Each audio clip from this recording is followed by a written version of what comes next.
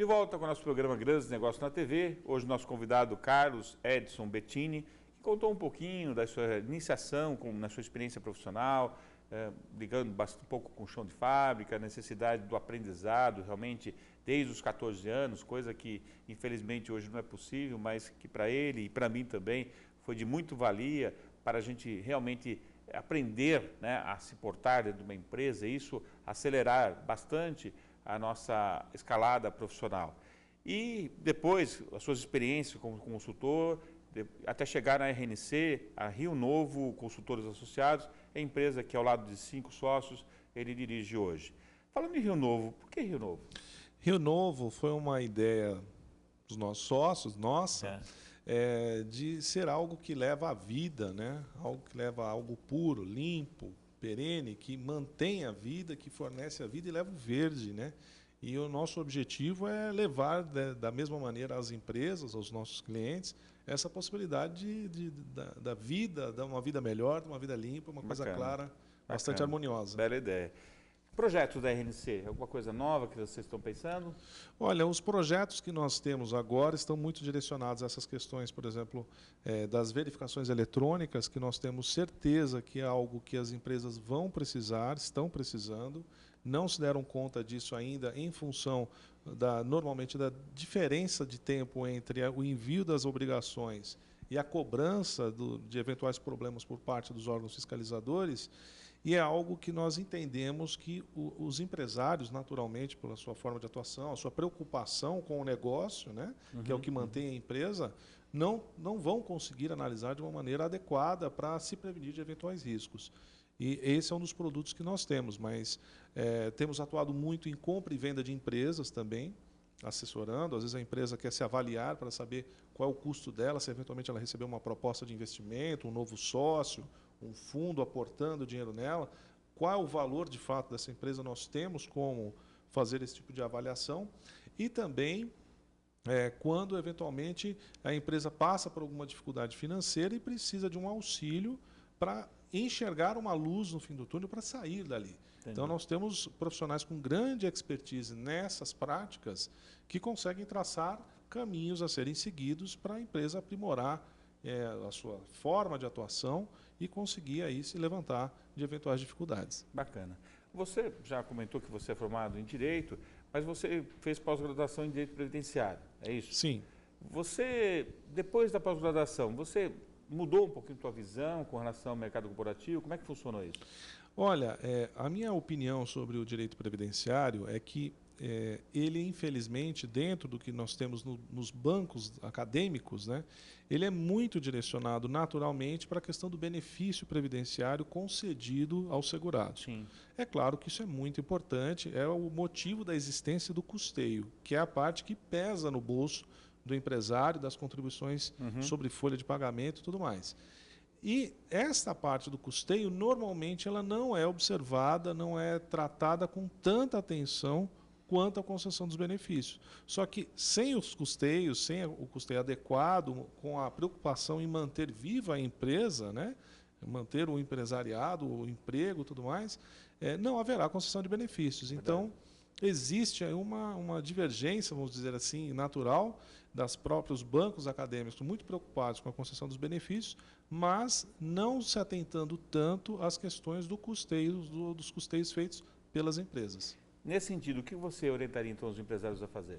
Eu aconselho os empresários a buscarem sempre fazer uma checagem das suas contribuições previdenciárias, fazendo uma análise daquilo que estão contribuindo, como estão contribuindo, se está adequado, se não está, em função especificamente, porque as pessoas que estão envolvidas no dia a dia, no departamento pessoal, por exemplo, que é normalmente onde se processa a folha, onde geram os recolhimentos, elas têm um volume enorme de trabalho a ser realizado e encontram uma dificuldade, muitas vezes, em atualizar ou, às vezes, mudanças não previstas em sistemas geram alterações que as pessoas não se dão conta.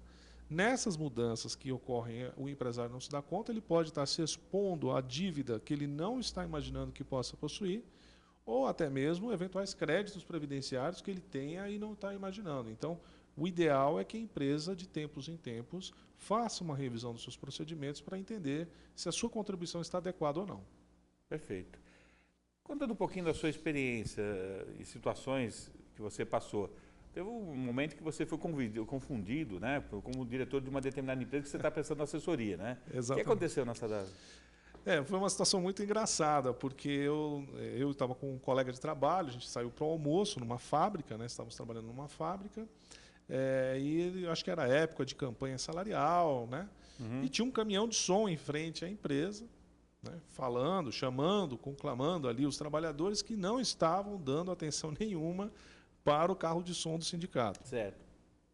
E nós, como saímos para o almoço, naturalmente, quando retornávamos para retornar nossas atividades, entramos junto com os trabalhadores, mas nos destacamos no meio da multidão, porque estava de terno, gravata, que naquele momento estava usando, e o diretor, a pessoa que estava em cima do carro de som, nos vendo, achou que nós éramos diretores da empresa, donos ou algo do tipo, né? E aí começou a chamar o público dele, dizendo assim, olha, os gravatinhas não estão preocupados com vocês, quem está preocupado é o sindicato, aquela coisa toda. O que, no final, acabou depondo contra ele próprio, claro, né? Porque os funcionários da empresa sabiam que nós não éramos nada... não eram diretores da empresa. Da empresa, não tínhamos nenhum poder de opinião ali, e, no final, acabou até ele mesmo se expondo a uma situação ridícula ali.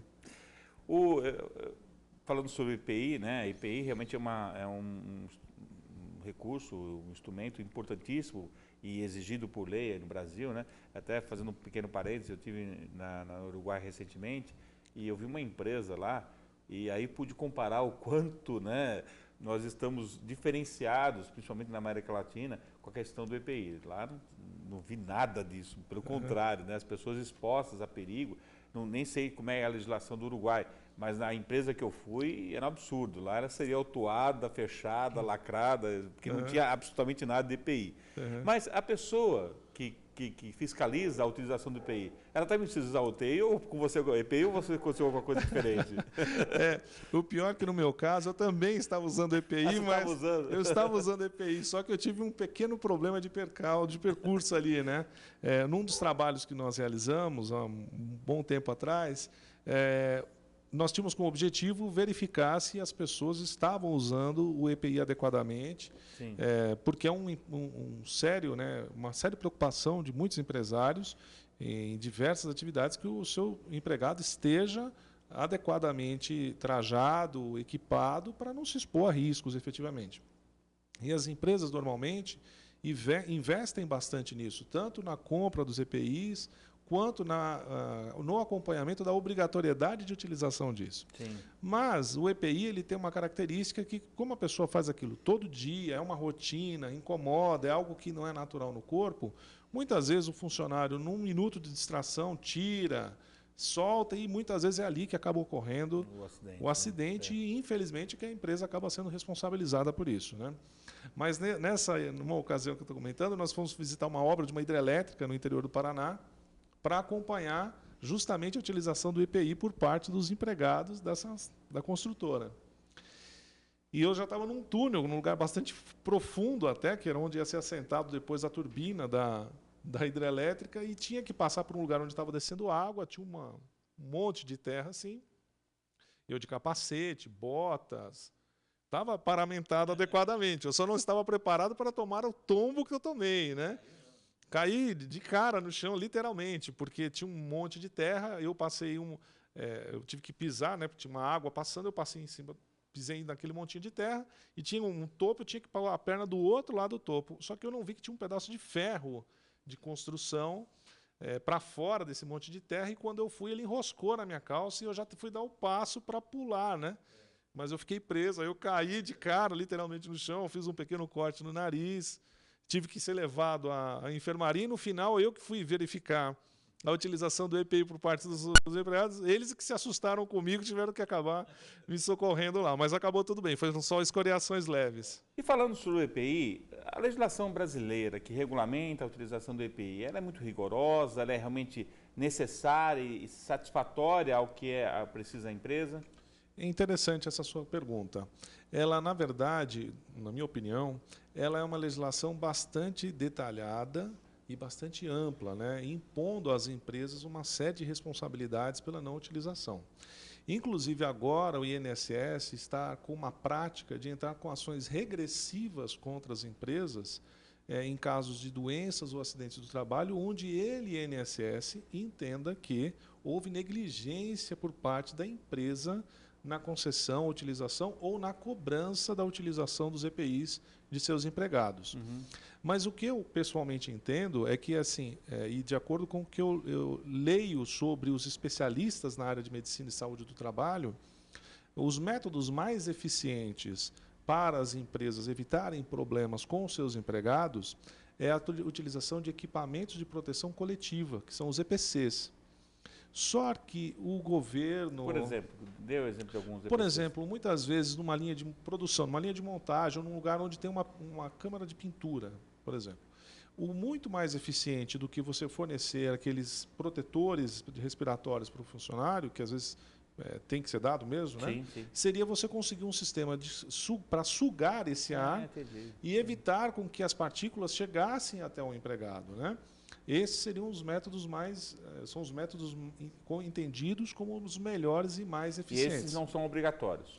Eles podem ser obrigatórios, mas o que é interessante é que o governo não tem linhas de incentivo claras. Que é caro isso, né? São caros porque às vezes demandam preparações na linha de produção, em todo o projeto da própria fábrica às vezes, mas como se trata em última instância de saúde pública, que são questões de saúde para as pessoas, e isso é uma questão que deve ser interesse do Estado, poderia haver pelo menos um suporte melhor aos empresários, do ponto de vista técnico da implementação, e também do custeio e financiamento disso através de linhas específicas. Eu desconheço linhas de crédito específicas para isso. Não tem, né? Que eu saiba também não. Eu também desconheço. Porque era realmente outra dica importante, né?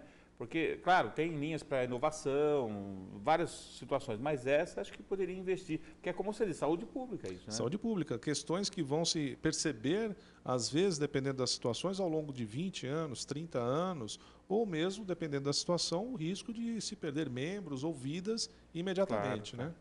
E a legislação que regulamenta a Previdência no Brasil, o que você acha dela? É uma legislação bastante complexa, né? Só para citar um exemplo, né? Um decreto que regulamenta a parte previdenciária, que é um ato administrativo, né? Ele tem, por exemplo, 700 artigos. Bastante. Mais vários anexos. Um só. E são dezenas, né, de documentos que regulamentam isso. E as fontes de custeio previdenciário são muito variadas. Nós temos a folha de pagamento. Agora nós temos a contribuição sobre faturamento da folha de pagamento das empresas. Muitas empresas já estão contempladas com essa possibilidade e às vezes desconhecem. Nós temos contribuição sobre contratação de serviços a cooperativas, que é a obrigação de quem contrata, contratação de autônomos, compra de produtos ou venda de produtos rurais, dependendo da atividade da empresa. Então, é uma gama e uma série de particularidades para cada uma delas muito grande. E para a empresa acompanhar esse tipo de mudança, os controles que seriam mais adequados, é bastante complexo.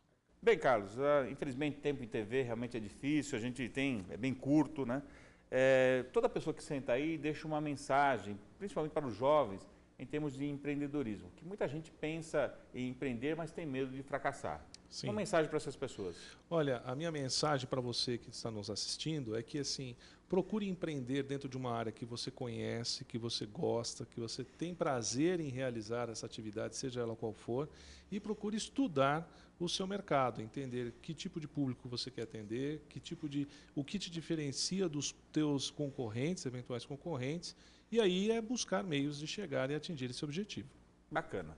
Carlos Edson Bettini, nosso entrevistado de hoje. Muito obrigado, viu, Carlos? Muito obrigado a você pela oportunidade e vocês pela nossa audiência. Bacana.